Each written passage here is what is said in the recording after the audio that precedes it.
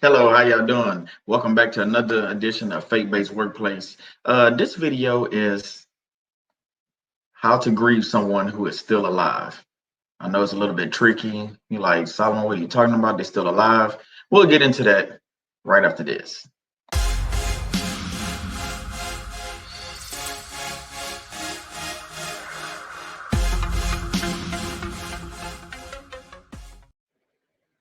Hey, welcome back. So again, how to grieve someone who is still alive. This when I was writing this up and thinking about this, this video I think is all too often is it's not talked about enough. I think we talk about it some people have heard about it. People don't like to talk about death as it is. Let's get that out the way. But how do you talk about somebody that you're grieving that's still alive? And this could be, obviously anybody, a sibling, a parent, a spouse, or whatever. But on this channel, again, we talk about narcissist abuse a lot. So, let's get into this. Grieving someone at any time, it's hard to do.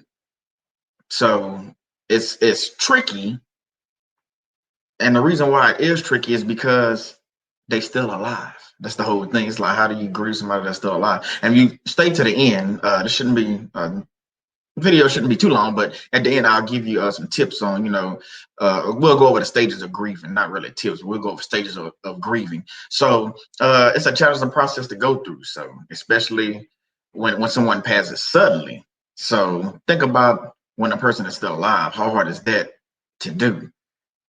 So first thing, set your boundaries, for your protection and theirs. So once you realize that you need to grieve this person while they're still alive, you realize it's no matter if they're narcissists or they just evil to you. Some of us not there yet. We can't call them actual narcissists, and that's fine. But if you know this person is abusive or doing things to you, at some point you have to set a boundary for yourself and for them. And that's, like I said, that's to protect both parties involved. uh Forgive the abuser, or narcissist, depending on how you want to call them. But it does not mean that we have to stay loyal to them. So just because we got abused by this person and then we forgive them, I think all too often people get it twisted up that, oh well, you forgave them, so you should automatically move on. No, that's part of my grieving process. I forgive them for what they done. I won't forget what they done, but I forgive them. So for me to move forward in my process, maybe I have to grieve them while I'm still alive, meaning I have to go, no contact or not talk to this person, because every time I see them, it's an issue. So I just want y'all to remember that and realize that it's not always what it seems. We see things from the outside looking in, and we think everybody had this happy family, or even in the workplace, we see that the coworkers, everybody look happy. But when you go to work there, y'all know what I'm talking about. You go to work at this place, and it's like a zoo. It's the same thing in some of these families on Facebook and things like that. We talk about this all too often. They show different things that, hey, everything looks on the up and up. It looks good. But then when you go into that family household, it's again a zoo or a jungle, however you want to call it. So let's move right along with this. Remember, you do not owe anyone anything. So because of a favor they did for you, so just because they gave you, did a certain favor for you, that don't mean you owe them anything. You gotta think about it this way. If it was done in love, it shouldn't be a price tag on the favor that they gave you. Think about that for a second. So a lot of people like to put stipulations on things, after they do things, and they do this like as a habit, and it's time and time again. They think that, okay, I did this for you, so you owe me. But should it be the case that I always owe you something when you look at the whole relationship overall, we've done things from each other, and I never asked for. See where I'm going with that? So just remember that a lot of things that get done, or favors that's done, whether it could be anything, whether they give you $100, to make it through the couple of weeks, or whether they cook a meal for you, whatever. It could be a list of things. They buy you lunch at work, whatever the case is. That don't mean I owe you lunch. I didn't ask for you to buy me lunch. Now, do I want to be nice and maybe return a favor? Yeah, sometimes we do, but we're not owed we don't have to do that. So just saying. Next, going no contact in these situations, to me, is usually the best advice. You're already grieving the person, and you know that the relationship is tough. No matter, like I said, no matter what the person is related to you or not related to you, friend or whatever. You're already in a situation where I have to do something, because this person is just, they're just destroying me. We talk about this all the time. It's like the devil's like a roaring lion, looking to, kill, steal, and destroy. They trying to destroy you, your reputation. They're trying to destroy your character. They're trying to destroy you as a person. So going no contact and maybe blocking their phone numbers, we're not gonna go no contact. You can watch one of my videos. I'll try to link that in the description. My different videos I have with that, but just know that you have to do some things. Again, I go back to boundaries, protecting yourself.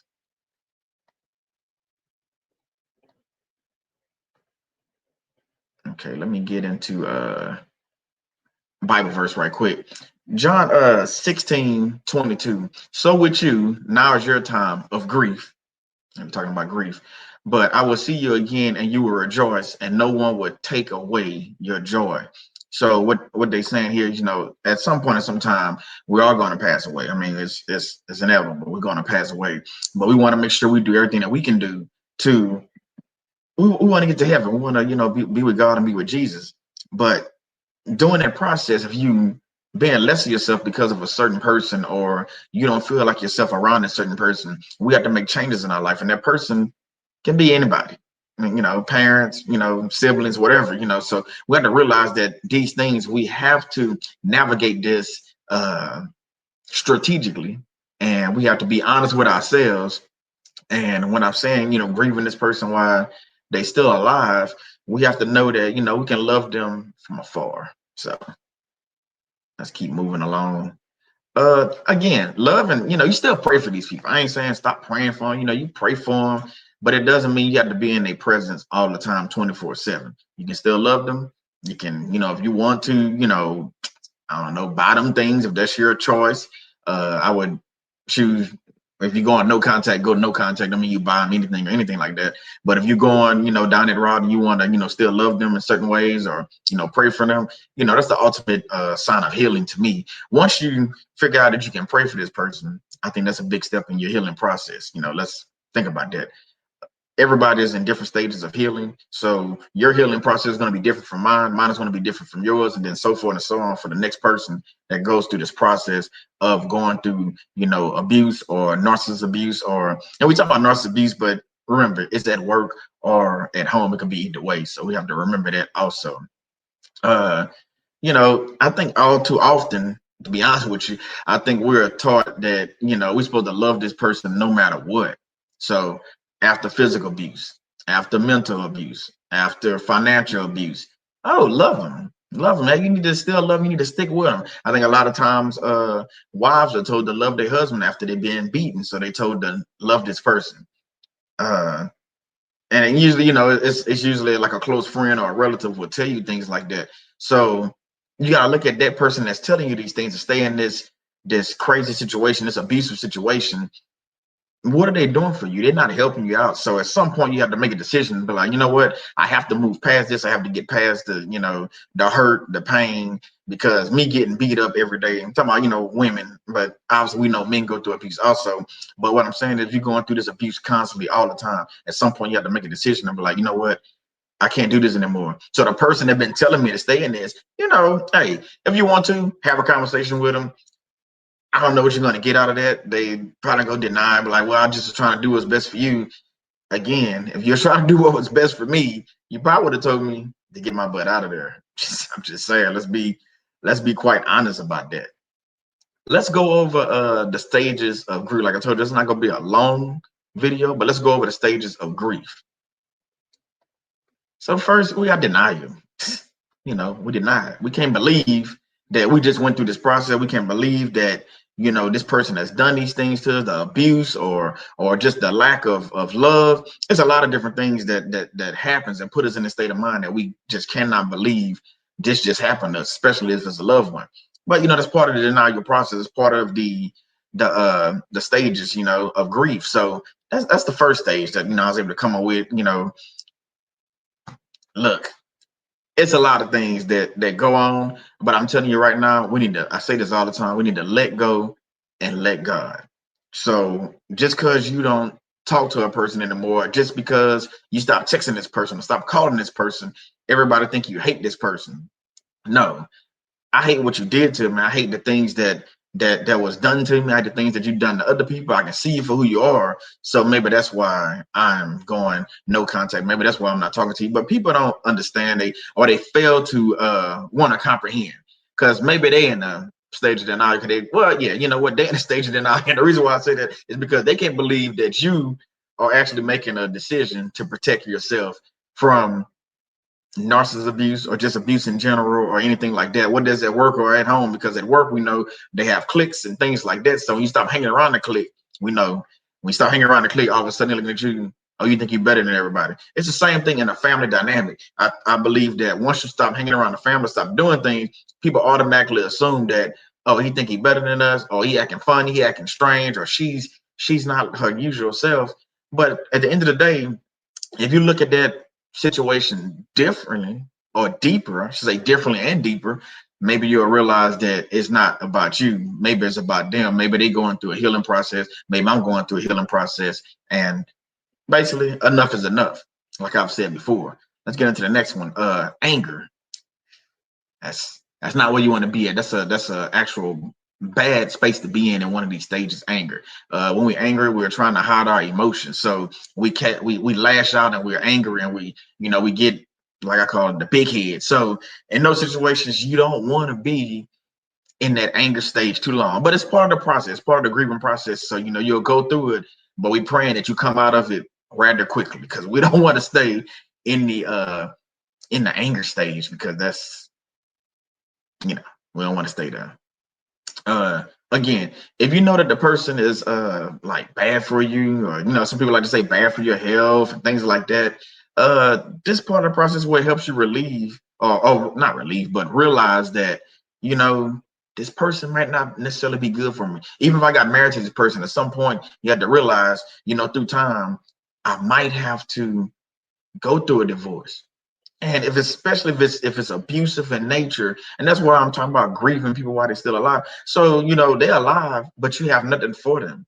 You ever heard the saying, like, you're dead to me? They're not saying that they want you to die. They're just saying that our relationship, my take, our relationship is dead. It's done. I mean, the things that you've done, to me, or whatever the case is, it's just not the same. It never will be the same. And I can't never forget what was done to me. So I think a lot of us get caught up in the analytics and the particulars and want to know the whole story. When your friend comes to you and say, hey, look, I'm having this problem with this person, what is a sibling or a parent or whatever, just be your ear and listen. Just listen to that person and figure out what they're talking about. Try to get a better understanding of what they are going through.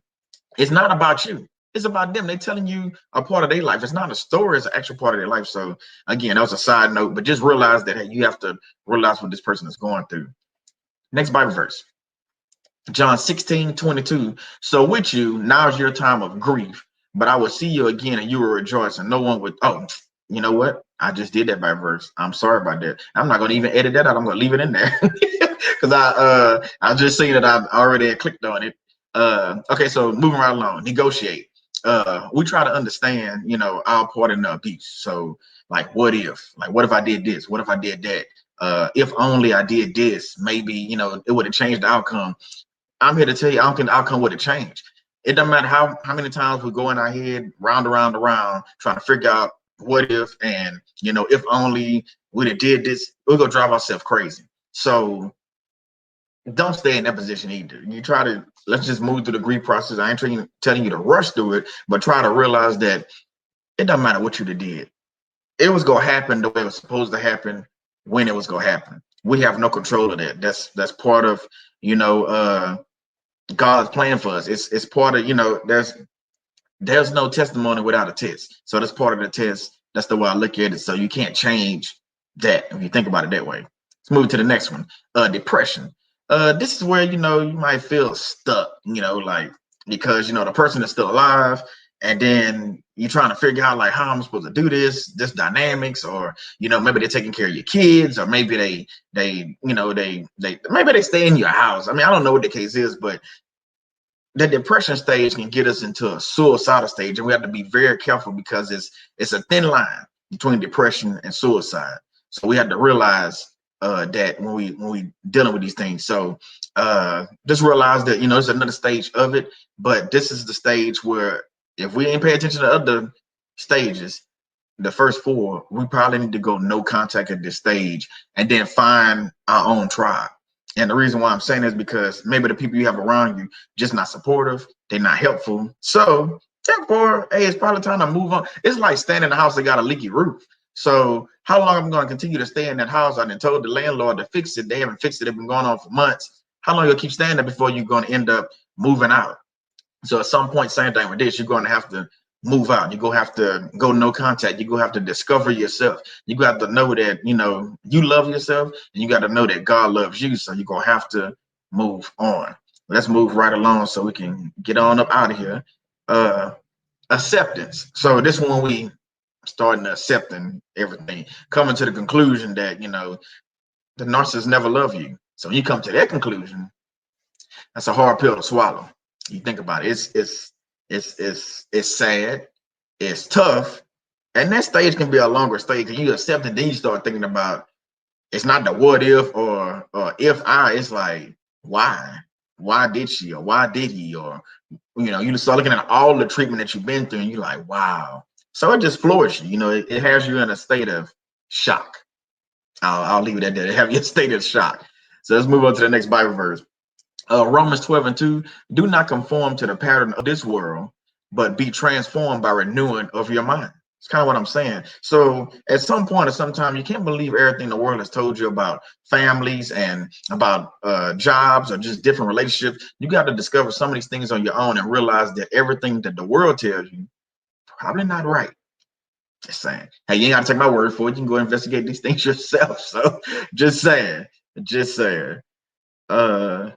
So I do have a question though. My question to you is, where was the same love when the narcissist was abusing you and no one said anything? So I'm going back to these so-called family members and supporters. So when you was getting abused by this narcissist, where was that same love?